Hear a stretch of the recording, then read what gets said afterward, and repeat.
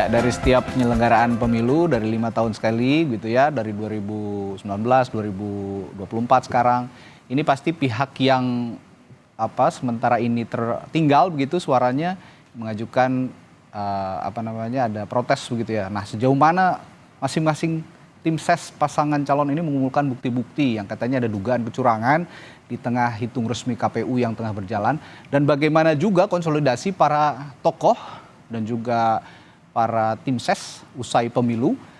Kita ulas bersama juru bicara Timnas Anies Mohaimin, Billy David, Wakil Ketua TKN Prabowo Gibran Habibur Rahman, juru bicara TPN Ganjar Mahfud Ciko Hakim, dan Guru Besar Komunikasi Politik Universitas Nasional Profesor Lely Aryani. Selamat pagi Bapak-Bapak dan Ibu. Assalamualaikum. Selamat pagi. Pagi Mas Radit. Selamat Pagi semua. Ya, saya ke Bung Billy dulu. Yang kemarin juga sempat diutarakan oleh Mas Anies gitu ya, ada kita akan mengawal terus proses penghitungan suara ini sampai selesai begitu, dan ada beberapa dugaan-dugaan yang bisa diolah begitu dari lapangan, laporan begitu menurut Mas Anies, yang juga akan ditelusuri apakah itu benar atau tidak. Ini sejauh ini seperti apa dugaan kecurangan itu yang diklaim oleh tim ses Anies Mohaimin? Baik, tentu tim hukum nasional kami di Paslon Amin dan juga Timnas Amin terus bekerja secara intensif pasca pemilu. Dan per kemarin Jumat kan sudah dilakukan konferensi pers oleh tim hukum Amin ya, yang menyatakan bahwa dari ribuan laporan yang masuk, baik itu ke THN pusat ataupun THN perwakilan di daerah, itu ada 9 kategori utama ya, pelanggaran atau dugaan kecurangan yang kita temui. Dan tentu hari-hari ke depan tetap kita kumpulkan data, kumpulkan temuan, dan juga kumpulkan bukti yang valid terhadap dugaan-dugaan tersebut. Tentu juga selain itu jalur pengaduan, jalur aduan yang kita buka secara online yang sempat 2 kali dibajak jalur WA-nya, dan sekarang sudah beralih ke jalur Telegram, dan juga jalur-jalur pengaduan di setiap provinsi juga tetap dibuka agar setiap pengaduan ataupun setiap laporan masyarakat kita dapat kelola dengan baik dan kita kumpulkan bukti-buktinya. Dan sejauh ini juga apa yang menjadi arahan Pak Anies ataupun Gus Imin adalah tetap menanti hasil KPU. Dan sampai tanggal ke depan kan tentu akan banyak dinamika yang terjadi, dan kita juga patut menunggu bagaimana perkembangan-perkembangan yang ada, termasuk terhadap dugaan pelanggaran dan juga proses yang akan dilakukan baik itu ke KPU, Bawaslu, ataupun nanti sampai dengan di MK. Oke, ini yang sama-sama akan dikawal oleh Timnas Amin. Saya ke Bung Ciko dulu karena begini Bung Habib, ini sama-sama suaranya sepertinya ada kalau posisi diduga menang kita menang diduga menang gitu ya. Oke, saya ke Bung Ciko dulu karena sepertinya satu nada begitu dengan Timnas Amin. Monggo Om Ciko. TPN Ganjar Mahfud. Apa yang akan dikawal oleh TPN Ganjar Mahfud dalam konteks penghitungan suara ini? Kami akan sama dengan apa yang senada lah kira-kira dengan apa yang disampaikan Bung Billy. Tetapi gini, pada prinsipnya kecurangan dan dugaan-dugaan kecurangan ini kan sesuatu hal yang tidak hanya terjadi di bilik suara, tapi juga di TPS, tapi juga di penghitungan maupun pra pemilihan umum ini dilaksanakan. Bahkan jauh dari sebelum pencalonan sudah ada hal-hal yang kita bisa bilang ini adalah sesuatu yang sifatnya terstruktur, sistematis, dan masif. Nah, kita juga mengkhawatirkan apa yang terjadi dalam proses penghitungan. Nah, sekarang kita lihat juga ada pembentukan opini, contohnya melalui Sirekap yang kita anggap juga tidak sebuah kegiatan yang organik atau natural, karena ada juga campur tangan di sana.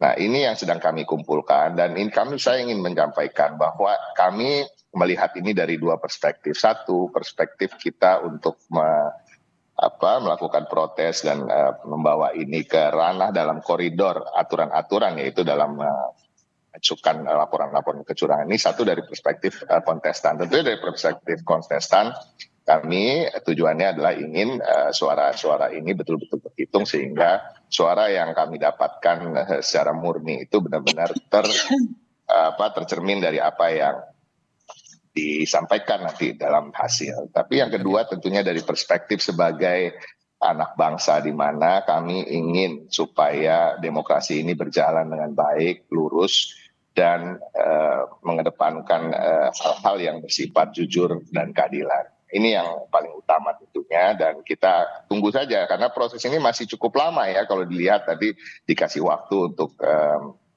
perhitungan suara itu sampai 20 Maret dan lain-lain. Dan memang ini adalah proses, jadi kita juga ingin masyarakat memahami, kami ingin juga mengatakan pada para pemilih kami, walaupun pemilih-pemilih yang lain, untuk sabar dan menunggu hasil ini sampai kita betul-betul menyelesaikan proses ini bersama. Oke, nah sekarang baru ke pihak capres-cawapres yang katanya diduga menang nih, kalau kata Bung Habib bahasanya diduga menang. Anda merespons ada ya boleh kata tudingan lah begitu, ada kecurangan dalam proses pemilu dan juga penghitungan suara dengan berbagai permasalahan yang muncul saat ini. Respons Anda bagaimana? Ya, sebagaimana berulang kali disampaikan senior kami, pakar hukum Prof. Mahfud MD, pemilu sekarang ini, setiap habis pemilu pasti yang kalah mengatakan pemilu curang. Ya kan itu hal yang biasa. Dulu awal pun kami begitu juga. Ya. Dan ada prosedurnya, ada 3 kanal penyelesaian kan, baik pelanggaran pemilu, baik pelanggaran pemilu biasa ataupun pelanggaran pemilu terstruktur, sistematis dan masif. Ada juga sengketa proses ya. Ada juga perselisihan hasil pemilihan umum. Silahkan ditempuh. Kami pun banyak sekali list ya. Dugaan atau tuduhan kecurangan-kecurangan yang merugikan pihak kami. Meskipun dengan sekarang gap suaranya juga lumayan jauh, tapi tetap ada ya. Ini namanya suara rakyat. Ya. Kayak misalnya di beberapa daerah ada surat suara yang tercoblos paslon tertentu yang merugikan kami. Kan merugikan orang yang ingin memilih kami. Ya. Tentu kan ini satu suara sangat berarti ya. Kita bukan soal menang kalah ya. Pemilu ini bukan soal menang kalah saja, tapi soal suara rakyat. Ya, kita hormati, kita perjuangkan. Kita bukannya merasa menang, udahlah ini enggak. Ini aspirasi rakyat yang dititipkan pada kita ya, selaku kontestan, ada juga kepada para penyelenggara. Nah, kami menghormati juga apa yang dilakukan teman-teman semua. Itu bagian sah dari demokrasi, dan cara-cara yang dilakukan kawan-kawan itu sangat kami hargai karena menempuh jalur konstitusional. Ke Bawaslu, mempersiapkan tim hukum. Jadi ini sebetulnya sesuatu yang sangat amat wajar terjadi. Kita tinggal ikuti saja alurnya seperti apa. Nah, kalau kami kan misalnya banyak pihak mengatakan quick count itu valid dan ilmiah. Karena beda dengan survei yang masih mungkin terjadi pergeseran pada hari H. Tapi kalau quick count itu memotret hari H. Nah, sehingga wajar juga kalau ada pendukung kami yang melakukan selebrasi syukuran atas terlaksananya acara event besar ini ya, pemilu. Yang hasilnya menunjukkan kami unggul cukup signifikan. Ya, itu nggak ada masalah juga, sambil ya ini kan pemilu ini kan segera berlalu ya. Coblosannya sudah, tinggal sekarang tahap-tahap menuju penetapan paslon terpilih, lalu apakah ada sengketa, baru pelantikan. Ini kan waktu terus berlalu ya. Nah, sementara ya teman-teman yang tadinya tiap hari kampanye juga kembali ke kehidupan normal. Publik kita kan kembali ke kehidupan normal. Ya wajar juga di pimpinan kami juga dia kembali ke kehidupan normal ya, misalnya bukan konsolidasi, silaturahim dengan tokoh-tokoh dan lain sebagainya. Sambil seperti kata Bung Ciko itu menunggu hasil yang resmi tadi. Nah, ini kalau dari 3 tim ses sepertinya meskipun capresnya Bung Habib, cawapresnya Bung Habib unggul lumayan signifikan sementara ini begitu ya, dari hasil hitung resmi di KPU, meskipun suara yang masuk belum 100%, tapi kata Bung Habib tadi meskipun kita unggul sementara ini begitu, tapi tetap saja ada deteksi-deteksi bentuk kecurangan ataupun bentuk yang tidak diinginkan dalam proses pemilu, proses demokrasi. Nah, bahasa-bahasa komunikasi seperti ini, Pak Prof. Lely, Anda yang sebagai yang mengamati dari luar begitu, dari 3 tim ses saat ini berbicara soal legitimasi pesta demokrasi yang diragukan sepertinya oleh 3 pasang tim ses capres-cawapres, bagaimana, Prof. Lely? Ya.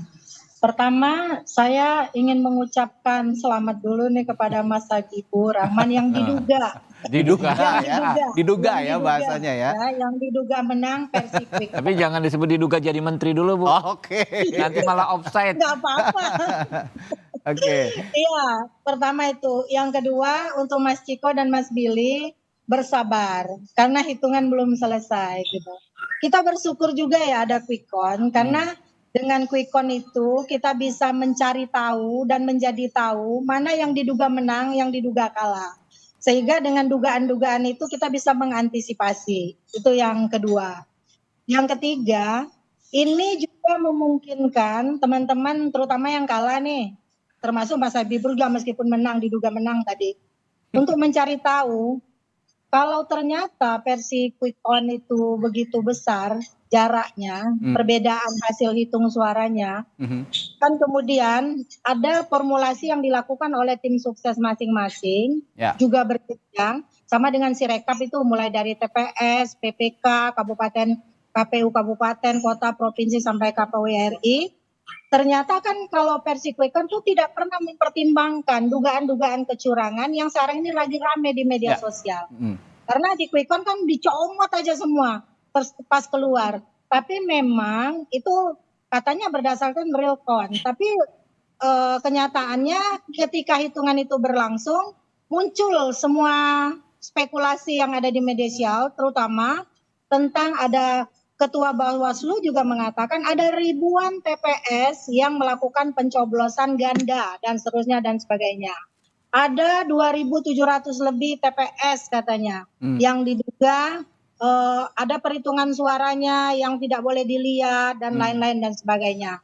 Ini adalah antisipasi yang dilakukan. Tapi kalau pertanyaan Radi tadi adalah bagaimana komunikasi mereka yang hari ini menyatakan semua hal terkaitan dengan perolehan suara di pemilu 2024, saya mengatakan semuanya cerdas. Baik Habib, Ciko maupun Billy sudah teruji selama kampanye nampaknya ya Mas Radi. Jadi memang betul langkah-langkah yang harus mereka lakukan, terutama yang diduga kalah loh, belum kalah.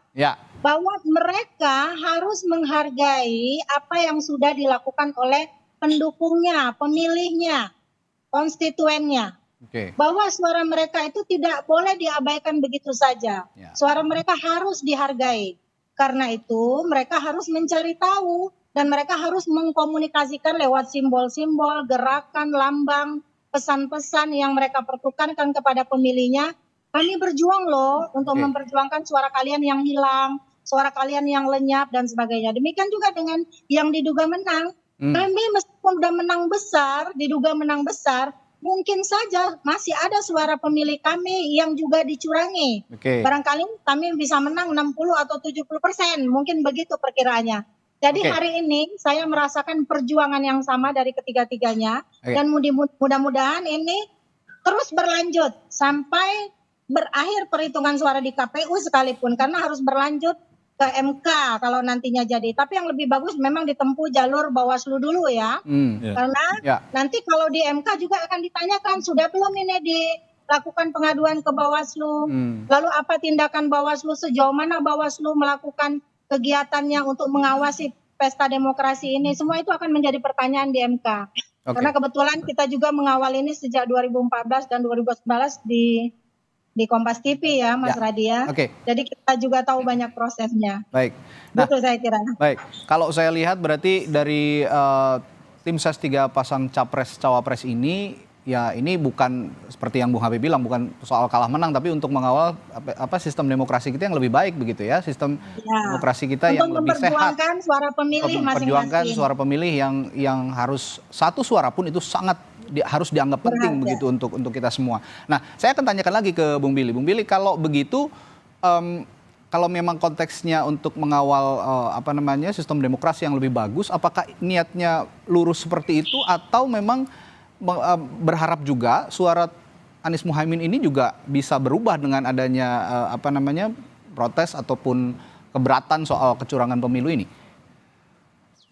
Baik, kan selain dengan segala dugaan pelanggaran tentang angka, kita kan juga tetap konsisten dari awal. Kami tetap konsisten menyuarakan bahwa kita punya yang namanya pertarungan moral. Dari awal itu kita tegakkan. Dan kita sama-sama melihat bahwa tadi Bung Ciko sempat sampaikan di awal bahwa pra pemilu itu juga banyak sekali hal-hal yang kita sayangkan terjadi dan itu jauh dari prinsip ketatanegaraan yang baik.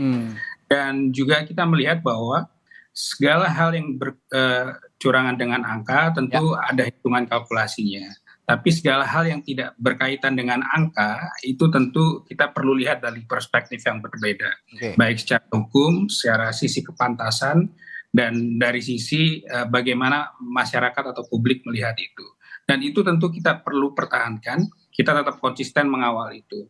Dan Pak Anies pun sampaikan di tanggal 14 malam bahwa kita Paslon Amin adalah pejuang yang demokrat. Apapun nanti hasilnya, ketika wasit yang memimpin pertandingan penyelenggara pemilu tanggal 20 Maret mengumumkan, tentu kita tidak boleh menyangkal hal itu. Karena itu sebuah pernyataan resmi, sebuah pernyataan secara konstitusi yang sah, dan kita perlu mendukung itu. Di luar itu segala proses tetap kita lakukan secara konsisten, baik itu pengawalan di Bawaslu ataupun juga pengawalan di KPU. Dan tentu selain proses pasca pemilu ini, tetap kita ingin menegakkan atau ingin mengingatkan bahwa di proses pra pemilu ini banyak sekali hal yang nggak benar sehingga pemilu ini berjalan dengan demikian. Oke. Ya, kalau Bung Billy tadi bilang suasana kebatinan di Timnas Amin ini tetap mengawal penghitungan suara, tapi apapun yang ditunjukkan nanti pada hasil akhir penghitungan suara akan tetap dihormati. Apakah suasana kebatinan yang sama ada pada tim ses TPN Ganjar Mahfud, Bung Ciko? Saya rasa itu adalah suasana kebatinan yang memang harus kita rasakan, karena memang kami kan kita ini hidup berbangsa dan bernegara. Yang tujuan kami juga melakukan protes adalah juga menjunjung tinggi konstitusi dan aturan-aturan di dalam negara ini, karena ini masih dalam koridor demokrasi dan hukum yang berlaku. Artinya apapun hasilnya juga akan kami hormati, tentu dengan catatan bila prosesnya dalam protes maupun nanti bila ada sengketa di Mahkamah Konstitusi juga proses ini juga dilakukan dengan jujur dan adil. Nah, itu yang paling penting.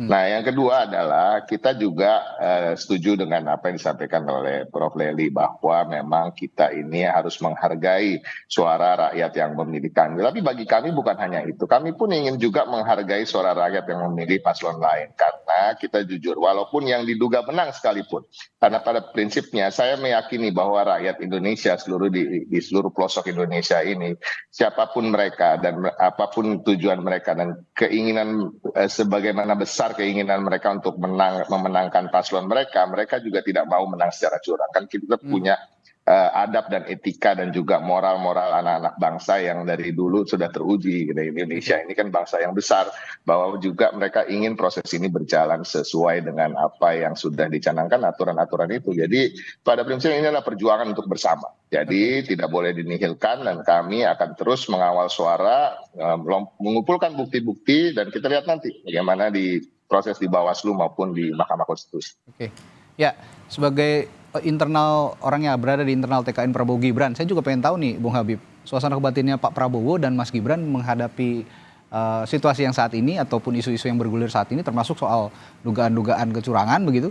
Bagaimana sih dari Pak Prabowo dan Mas Gibran sekarang? Ya persis ya, disampaikan Pak Prabowo. Kalau nggak salah teman-teman wawancara beliau di kolam renang ya. Oke.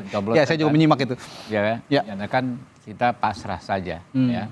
Apapun yang terjadi kita siap, kita akan jalani. Ya. Kalau toh waktu kemarin kita belum mendapatkan kepercayaan, ya kita jalani. Kalau toh sekarang kita diduga menang, tetap kita jalani saja. Ya kalau soal isu-isu kecurangan, sejak awal prosesnya pemilu ini kan kontroversi terus berjalan. Ya. Bukan hanya tuduhan kepada kami, tapi juga tuduhan kepada paslon-paslon lain dan bukti-bukti juga. Yang sama-sama hampir sebagian besarnya sudah berproses ya. Atau sudah dilaporkan ke pihak-pihak yang terkait. Jadi sudah ada yang ngurusnya. Jadi Pak Prabowo tidak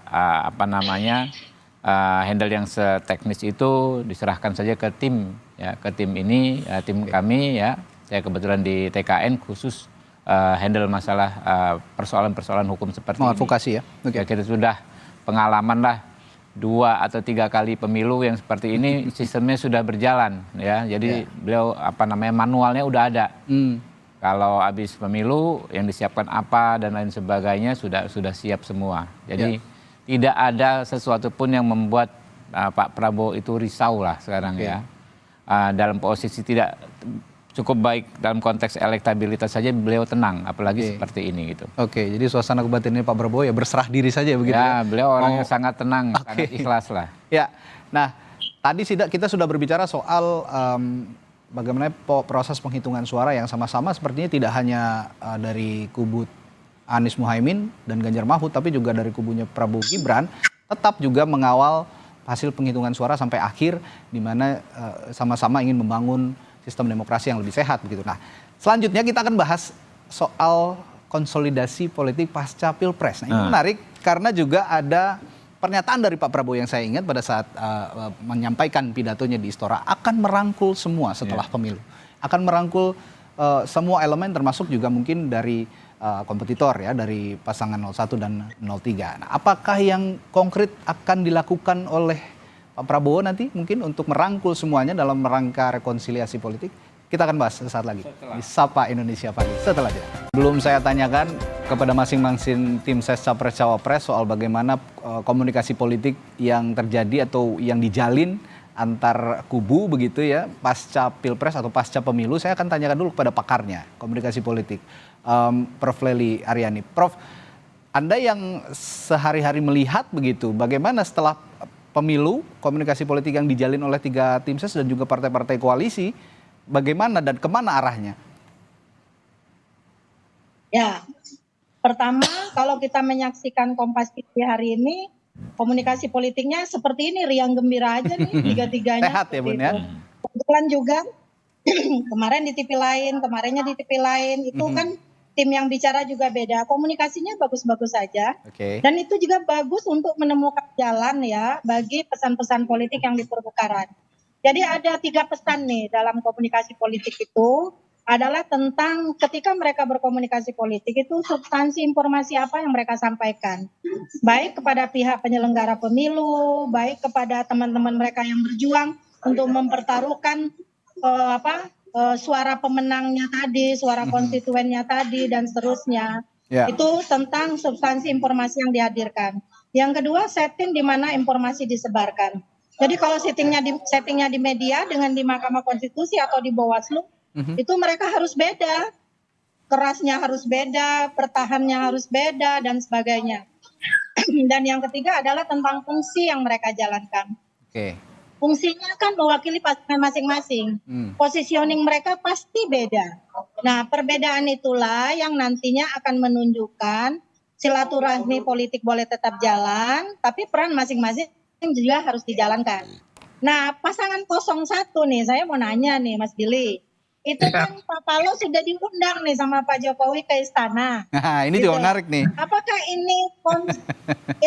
ini konsolidasi sebelum perjuangan dimulai?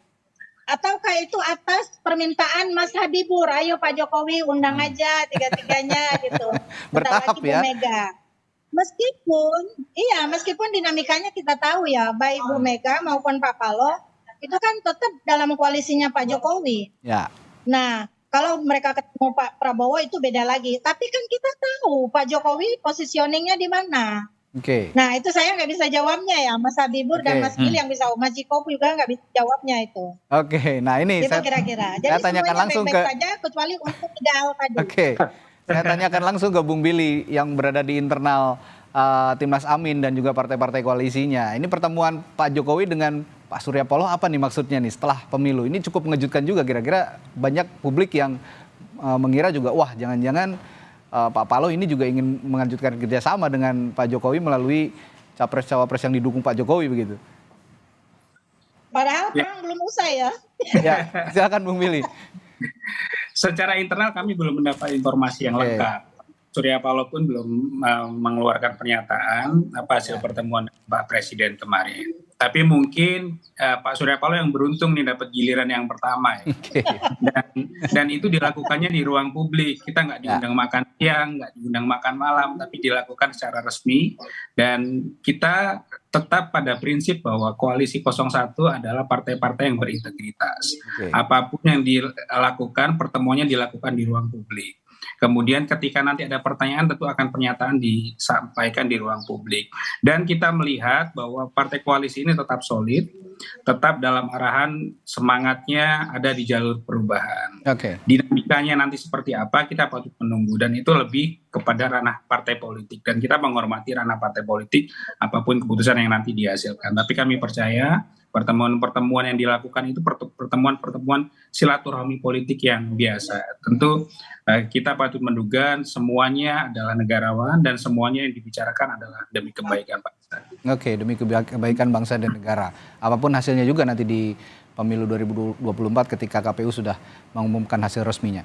Ya, Bung Habib, kalau tadi disinggung Prof. Lely, ini ada komunikasi khusus sepertinya dengan berbagai partai politik termasuk dari kubunya 01 dan 03 gitu. Nah, kalau Anda konkretnya untuk mewujudkan pernyataan Pak Prabowo pada saat pidatonya. Nah, ini kan muridnya, mahasiswanya Bu Lely di Komunikasi Jayabaya. Saya diajarkan memang panggung depan, panggung belakang itu ya kurang lebih begitu juga gitu. Begitu juga ya. Artinya kita politisi ini kadang-kadang ada hal-hal yang tidak seformal yang diduga publik ya, komunikasi yang terjalin sangat baik, bukan hanya setelah, Mas. Oke. Ya, tapi sebelum dan pada saat kontestasi.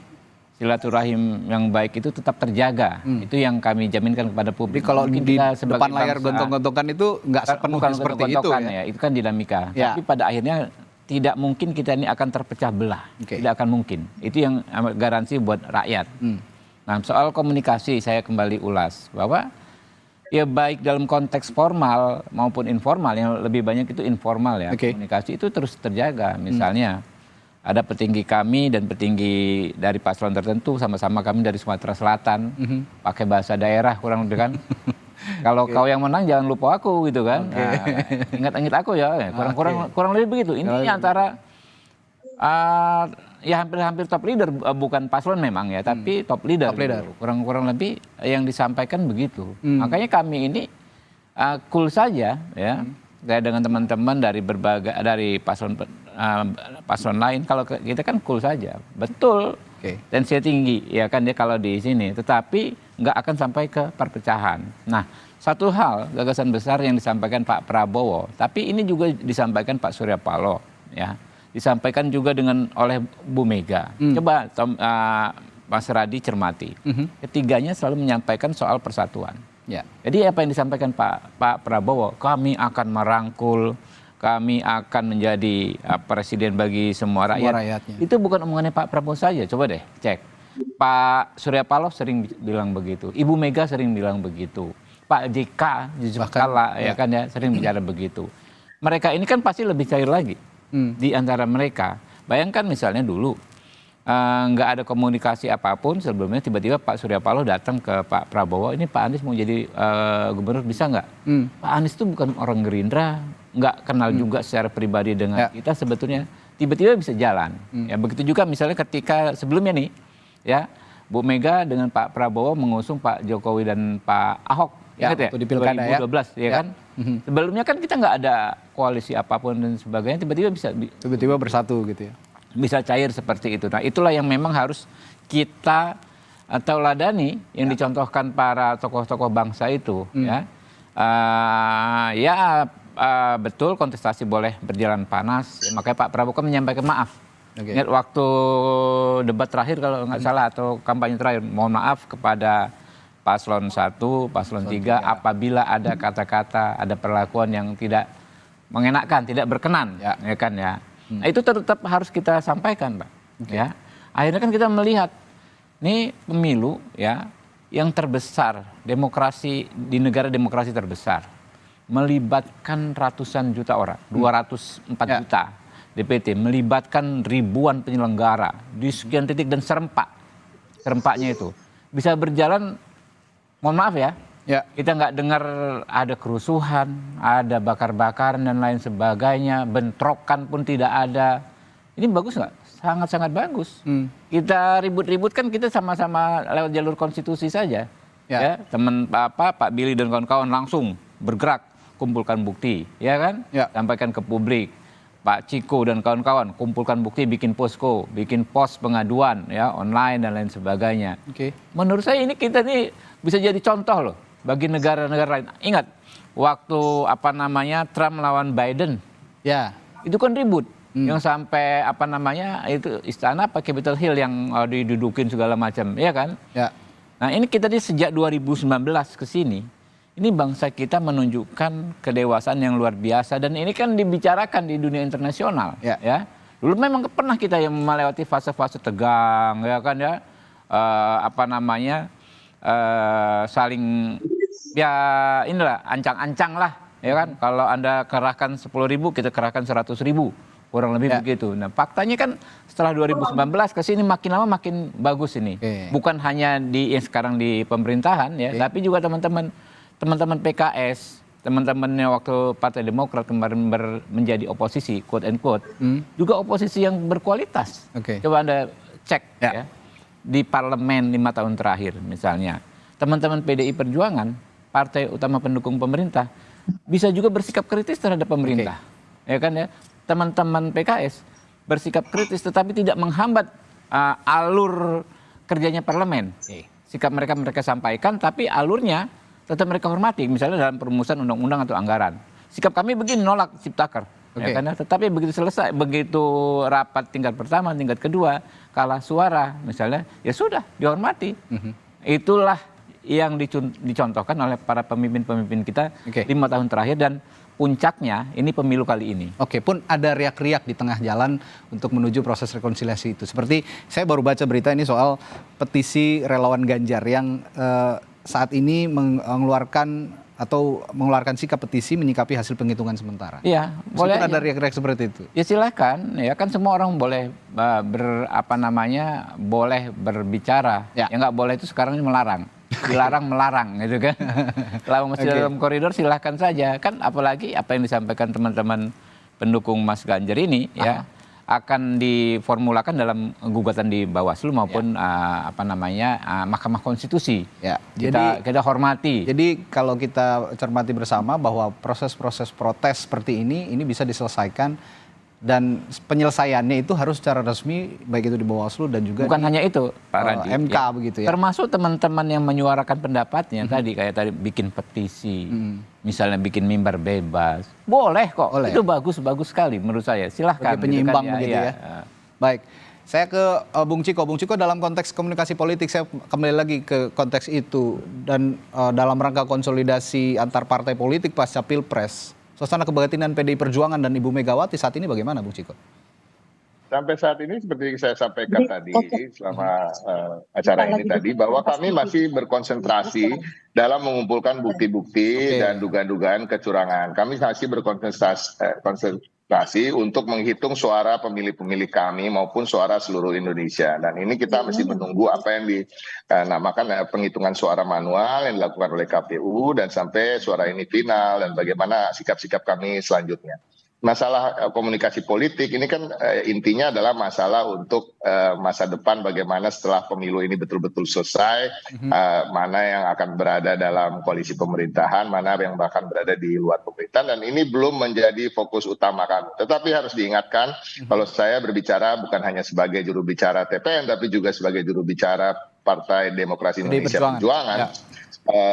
Kami siap berada di mana saja dan masyarakat juga sudah tahu, elit-elit politik juga sudah mengetahui bahwa PDI Perjuangan pernah beberapa kali ada dalam kekuasaan dan juga kita juga beberapa kali menjadi oposisi baik di era reformasi maupun era Orde Baru, dan ini tidak pernah menjadi masalah bagi kami karena kami menganggap itu juga adalah bagian dari sumbangsi kami pada negara dan bangsa ini. Kita bicara soal rumus demokrasi yang sehat, selalu harus ada unsur-unsur yang berada di luar pemerintahan untuk menjaga check and balances kegiatan-kegiatan berbangsa dan bernegara dalam sisi kenegaraan kita. Tapi kalau ngomong rumus demokrasi, sepertinya PDI Perjuangan sekarang juga punya suara yang sementara ini paling banyak begitu ya. Diduga akan menang juga. Akan menang juga di parlemen, akan menguasai parlemen begitu kira-kira. Nah, dalam konteks ini sepertinya pun balik lagi ke rumus demokrasi.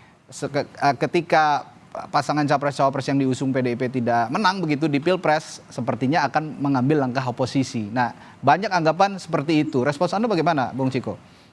Syukur alhamdulillah, apalagi kalau dugaan itu bisa dibuktikan secara benar di akhir dari penghitungan suara pemilu ini. Nah, itu yang kami sampaikan, bahwa kita berterima kasih juga pada pemilih PDI Perjuangan yang telah melakukan pencoblosan kemarin, dan kami juga tetap dalam koridor dalam bidang pileg ini kami tetap melakukan penghitungan-penghitungan yang serius dan tetap mendalami bila ada kecurangan, karena kami berharap, tentunya sebagai kontestan berharap suara kami tidak hanya segitu saja, tapi kita menang cukup jauh. Nah, tetapi kita pada prinsipnya, pada perspektif yang kedua yang selalu saya katakan, perspektif sebagai anak bangsa, kita ingin every vote count, semua suara pilih ini terhitung, dan pemilu ini berjalan jujur dan adil. Jadi kita bersyukur kita menang hat-trick 3 kali pileg. Sepertinya diduga kita akan 3 kali memenangkan pemilihan legislatif ini. Oke, ya pembicaraan kita pagi hari ini, kalau boleh saya simpulkan, siapapun yang menang dalam rangka pilpres begitu ya, atau pemilu, kalau ada memang dugaan-dugaan kecurangan yang terjadi, ataupun kita sama-sama mengawal satu pun suara rakyat, ini dalam konteks bukan siapa yang menang, bukan siapa yang kalah, tapi dalam konteks kita memperbaiki terus sistem demokrasi yang ada di Indonesia untuk menuju demokrasi yang lebih sehat, jujur dan adil, begitu kira-kira.